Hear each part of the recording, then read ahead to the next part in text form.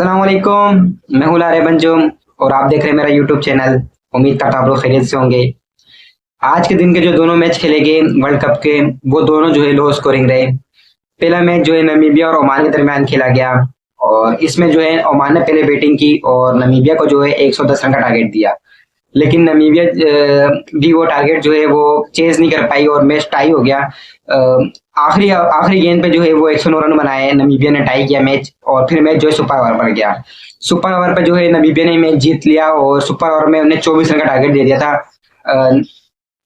क्या बोलते हैं उसको, ओमान को, जिसमें जो हीरो थे उनके वो डेविड वीजा थे। क्योंकि डेविड वीजा जो है वो नमीबिया के लिए हीरो ही है।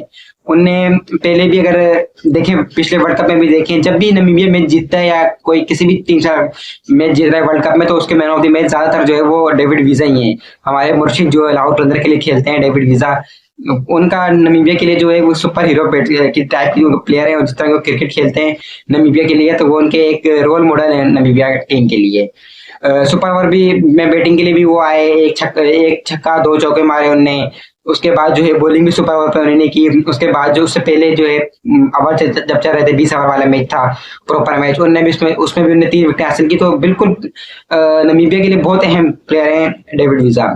फिर दूसरे मैच की बात करें तो ये एक मैच ऐसा था, पिछले जो 2-3 मैच हुए उससे कि दोनों टीमें जो थी वो प्रॉपर टीम थी, मतलब एक बड़ी टीम थी बनिस्बत और मैचेस के। क्योंकि हर टीम, हर जब पिछले जितने मैचेस हुए उसमें जो है एक बड़ी टीम थी एक छोटी टीम थी, लेकिन ये वो मैच था जिसमें दोनों बड़ी टीमें थी, श्रीलंका और साउथ अफ्रीका। उम्मीद थी कि अच्छी क्रिकेट देखने को मिलेगी, है भी यूएसए में मैच है, लेकिन जितनी उम्मीद थी उतना ही लो स्कोरिंग मैच रहा। खाली 70 ओवर रन का टारगेट मिला, 77 या 78 रन बनाए टारगेट था साउथ अफ्रीका के लिए। श्रीलंका ने पहले टॉस जीता और पहले बॉलिंग की। जब आपको कंडीशन का मालूम नहीं है फिर भी आप टॉस जीत रहे हैं पहले बॉलिंग कर रहे हैं, तो ये भी थोड़ा, पहले बैटिंग कर रहे हैं, ये भी थोड़ा सा सोचने की बात है श्रीलंका के लिए, क्योंकि उन्होंने डिसीजन जो है गेम पे सबसे बड़ा गलत ले लिया जब उन्होंने पहले बैटिंग की। फिर बैटिंग कोलैप्स हो गई उनकी, बैट्समैन रन नहीं बना पाए, पिच बहुत मुश्किल थी, जो है double pace wicket, double pace bounce हो रहा था, कभी गेंद लो हो रही थी, कभी बाउंस हो रही थी, खेलने में बैट्समैन को मुश्किलात हो रही थी। स्पिनर ने भी जो है तगड़ी बॉलिंग की, उनके महाराज जो स्पिनर हैं उनने भी विकेट टू विकेट लाइन अच्छी बॉलिंग की। तो बिल्कुल जो है वो खेलने नहीं दिया श्रीलंका के बैट्समैनों को, और गलती भी की श्रीलंका के बैट्समैनों ने, क्योंकि वो बिल्कुल या बड़ी हिट लगाने के लिए जा रहे थे या बिल्कुल डॉट कर रहे थे, पार्टनरशिप बिल्ड नहीं कर रहे थे, सिंगल डबल नहीं कर रहे थे, जिस वजह से टारगेट जो है वो बहुत कम हो गया। 80 से भी कम का टारगेट था और जाहिर सी बात है कि जब आपके पास टारगेट इतना कम हो तो फिर आपको जीतना जो है बहुत मुश्किल हो जाता है। मेहनत तो बहुत की श्रीलंका ने, बहुत अच्छी कोशिश भी की, साउथ अफ्रीका के भी 4 आउट करवा लिए थे और ऑलमोस्ट जो है तकरीबन 15-16 ओवर तक वो मैच ले गए थे। लेकिन फिर भी जो है वो, जब आपके पास टारगेट कम हो तो आप कुछ नहीं कर सकते हैं मैच जीतने के लिए। बहुत कोशिश की उनने, 4 विकेटें गिरा दी थी इनकी, जिसमें 2 हसारंगा ने ली, एक जो है उनकी अपना तुषारा ने ली, एक तुसुन शनाका ने ली।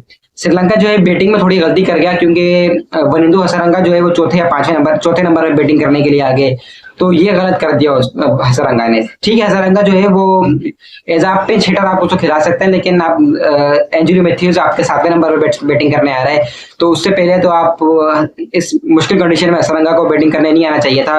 क्योंकि अगर एंड्रयू मैथ्यूज पहले आते तो शायद एक पार्टनरशिप बन जाती, कौशल मेंडिस वहां खड़े थे उस वक्त, उनके पास प्रेशर नहीं होता, दोनों पार्टनरशिप लगा लेते, उनके दोनों सीनियर प्लेयर थे, पार्टनरशिप लगा लेते तो टारगेट जो है 120-130 तक पहुंच जाता, तो ये अफ्रीका के लिए मुश्किल हो सकता था। जिस तरह की बॉलिंग की, पथी राणा ने भी बहुत बेहतरीन बॉलिंग की श्रीलंका की तरफ से, और दसुन शनाका ने की, एंड्रयू मैथ्यूज, हसरंगा, सब ने अच्छी बॉलिंग की, लेकिन फिर भी टारगेट आपका बहुत कम था तो आप वो डिफेंड नहीं कर पाए।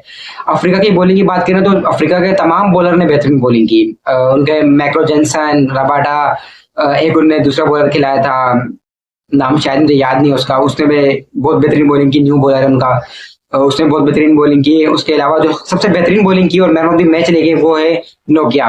नोकिया ने जो बॉलिंग की है ना, जिस तरह उनकी पेस है और जिस लाइन से वो बॉल कर रहे थे ना, तो बैट्समैन को खेलने में वैसी मुश्किलात हो रही थी। और सबसे मेन चीज ये है कि ये उस ग्राउंड पे मैच हुआ है जहां पे पाकिस्तान और इंडिया का आगे आने वाले दिनों में मैच होगा, और पाकिस्तान ने इस ग्राउंड पे 2 मैच खेलने हैं, और जो मेन मैच है पाकिस्तान का वो इंडिया के खिलाफ है। तो अब पाकिस्तान को देखना है आपने देख लिया इस पिच पे कैसे, इस ग्राउंड पे कैसी बैटिंग हो रही है। आउटफील्ड जो है इस ग्राउंड की बहुत खराब, बेहद घटिया आउटफील्ड थी इस ग्राउंड की। चौका तो हो ही नहीं रहा था। अगर आपने बाउंड्री मारनी है तो फिर आप छक्का ही मारो, आपको चौका नहीं मिल रहा है। आपको चौका मारने के लिए आपको बहुत मेहनत करनी पड़ेगी, क्योंकि जमीन से लग के गेंद जा ही नहीं रही थी, वो आउटफील्ड इतनी खराब थी आपकी।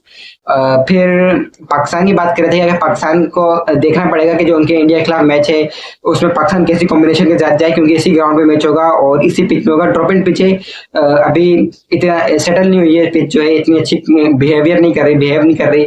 तो क्या बनता है आगे इस पिच का। फिर कल के मैचेस की बात करें तो कल वर्ल्ड कप में 3 मैचेस खेलने जाने हैं, जिसमें पहला मैच जो है वो युगांडा और अफगानिस्तान का होगा। दूसरा मैच जो है वो 7:30 बजे पाकिस्तानी वक्त के मुताबिक शाम को 7:30 बजे खेला जाएगा, जो कि इंग्लैंड और स्कॉटलैंड का होगा। और तीसरा मैच जो है वो 8:30 बजे खेला जाएगा, जो कि नेपाल और क्या बोलते हैं अपना उसको, नीदरलैंड का होगा। तो इंशाल्लाह फिर मिलेंगे कल के वीडियो में, कल की मैच खत्म होने के बाद। जब तक के लिए अपना ख्याल रखिएगा, मुझे इजाजत, अल्लाह हाफिज।